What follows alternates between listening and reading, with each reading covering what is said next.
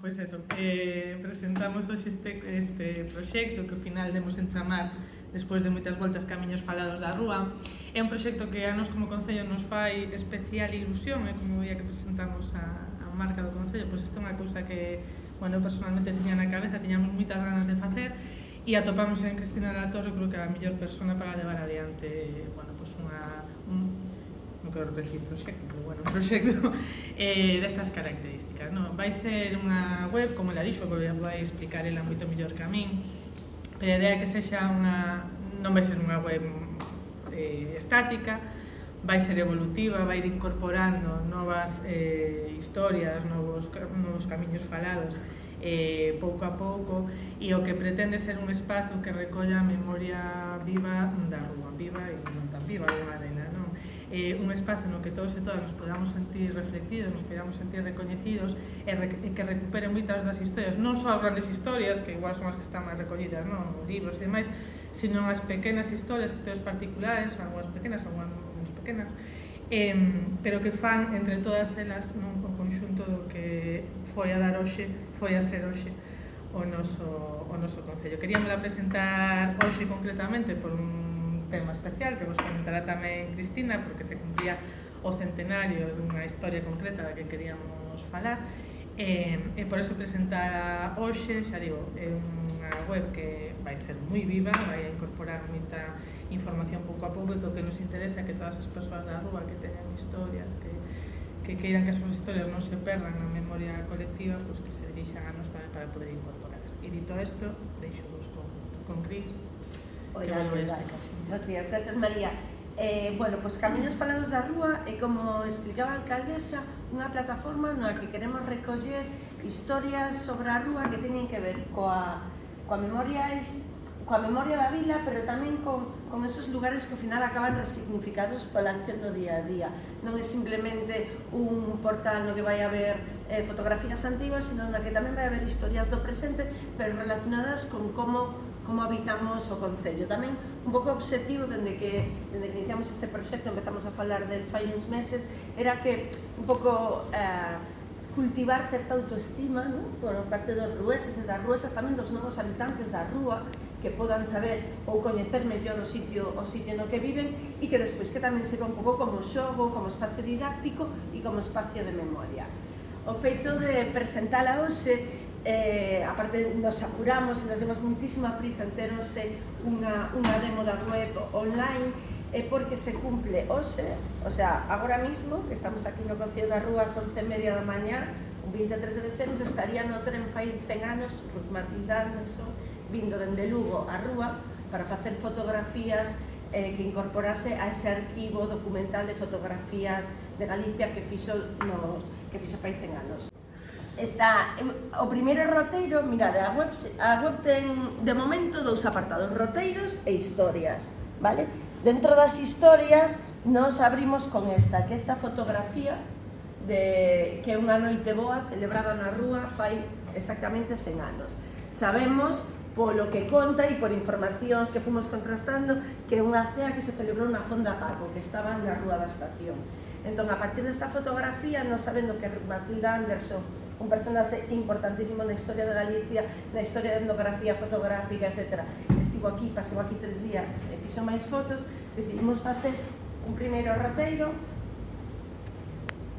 no que, se consigo que se mova, no que reconstruímos a súa trayectoria pola rúa, como chegou á estación de tren, despois estivo na Fonda Paco da Estación, despois na Igrexa de Santo Esteban, porque dá esa circunstancia de que no proxecto da Fundación de 2008, na gran exposición que se fixo sobre Matilda Anderson, publicouse un catálogo, este libro de bolsillo, publicouse un catálogo no que se recollen moitísimos testimonios, o sea, se recollen tantos diarios do pai de Matilda que viñan con ela, como os testimonios dela describindo as cousas que lle pasaban na rúa.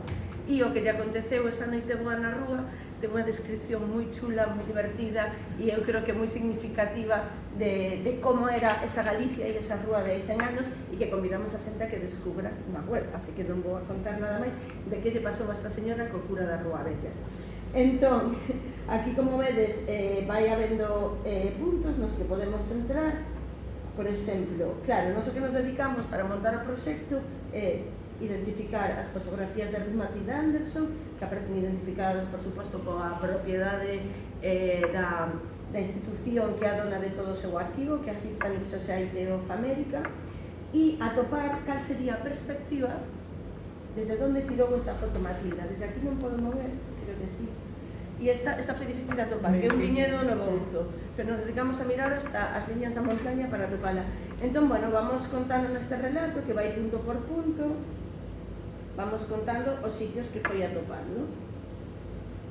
Como, por exemplo, os sitios que fotografiou a cova da Casa Grande de Fontei, que eu penso que esta foto de 100 anos dunha cova de viño pode ser a foto máis antigua que exista dunha cova de viño, simplemente porque fai 100 anos a fotografía non é algo que se utilizara para fotografar espacios de traballo ou cuestiones etnográficas, senón que era un uso máis social, máis de eventos, basicamente porque era cara, non? Entón, bueno, este é un roteiro que xa está aberto, a xente pode entrar na web camiñosfaladosdarrua.gal e poñerse a fisgar, e aparte de fisgar, de aprender, de ler ou de descubrir e de descubrir con nós, xa temos habilitado o apartado de colaborar. Isto será táctil. Bueno, a ver, así.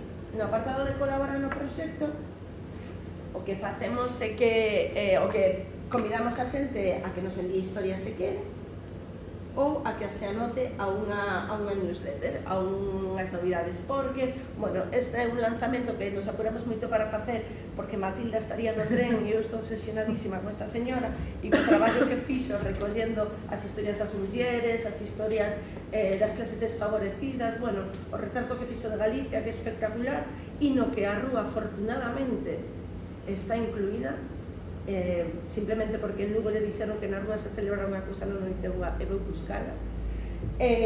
Afortunadamente estamos nese relato, pero hai moitos máis. Entón, a partir de agora, bueno, isto lanzamos do Nadal porque é ese centenario, pero a partir de agora sí que faremos unha estrategia participativa no que queremos recoller roteiros falados, camiños falados polas diferentes parroquias da vila, polos diferentes tamén colectivos, o sea, pois habrá que facer un con nenos, habrá que facer un con mulleres, habrá que facer o camiño falado do viño na rúa, o camiño falado dos soutos de Roblido, bueno, dos regueiros de Somoza, que é un sitio con dos regueiros que tamén é moi interesante, as fontes, hai moitas cousas que podemos falar simplemente que nos obrigan de alguma maneira a xuntarnos, a sair á rúa, a camiñar e falar. E a recuperar esa historia oral, non? E a recuperalo. Sí. E a recuperalo e ter un sitio onde poda estar fixado, onde poda estar conservado e onde a xente poda entrar e descubrir historias do seu entorno máis próximo. Automáticamente, digamos que contacta con nós porque ao final ten que haber pois, un traballo de edición, de contraste, etc. Bueno, nas historias de feito, bueno, utilizamos, nos axudaron para ubicar, por exemplo, a Fonda Paco, que me la vou enseñar porque mola moito. E aunque hai xente que di que non, que dubida de que se saí, pero, por exemplo, a Fonda Paco, Matilda conta que chegou á rúa cara ás 4:30 da tarde, viña co seu pai e que enseguida foron unha fonda que estaba enfrente da estación, non? Entonces, pola foto, por esa foto que vos enseñamos da muiñeira na que alguén recoñeceu a súa mãe cando era pequena, pensa que é a súa mãe cando era pequena, pois determinamos que era a Fonda Paco. Esta sería a estación que se atopou Matilda, esta é a que temos hoxe, este Matilda e o pai, pero a Fonda Paco, aquí hai fotografías que logo se queredes utilizar, o sea, podes coller da web, pero ten en conta que tedes que poñer sempre identificadas os propietarios. Esta é unha foto que aparece en Vida Gallega, unha revista que se publicou en Galicia, bueno, ata un pouco despois da Guerra Civil, eu creo. E é unha foto de 1919, a Fonda Paco sería esta é unha vista dende a estación do tren da rúa. E esta sería a vista actual. Entón, esta sería a fonda na que estaría Matilda. Pero, bueno, aproveitamos ese artigo que atopamos gracias ao historiador Félix García Llanes, que nos puso sobre a pista dele. Atopamos máis vistas da rúa da estación, ¿no? Cando estaba comenzando a construirse. Como vedes, as montañas son sempre as nosas amigas para saber desde onde está tirada. Pero, porque é o único que non cambiou. E nada máis. Bueno, aparecen algunhas mencións, por exemplo, aquí na estación, no texto da estación da rúa incluímos unha explicación de Antonio López Vilariño de Totó sobre por que é unha foto dos anos 20. porque claro, toda a xente que tuvo familiares na Renfe identifica moi ben, no, es que ese ladrillo se puso. Entonces, bueno, él asegura que esta foto, que foi restaurada por Digital Foto, por un veciño da rúa, esta foto que é dos anos 20 porque non existe a cantina. E este é o proxecto, non sei se tenéis unha pregunta.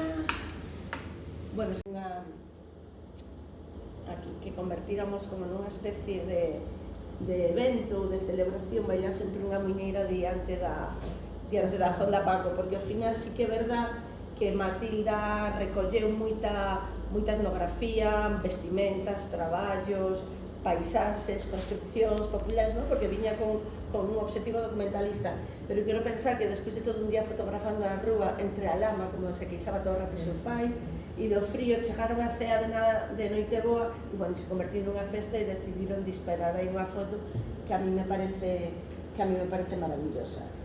Aparte describen a foto, vos vou a ler o texto, un trociño solo do que ela dice sobre esta foto para que vexades o divertido da estampa, non? Bueno, o que a mí me parece divertido. Foto 2099. A Noiteboa na cociña da Fonda despois de que os hóspedes e os veciños se xuntasen coa familia na cociña.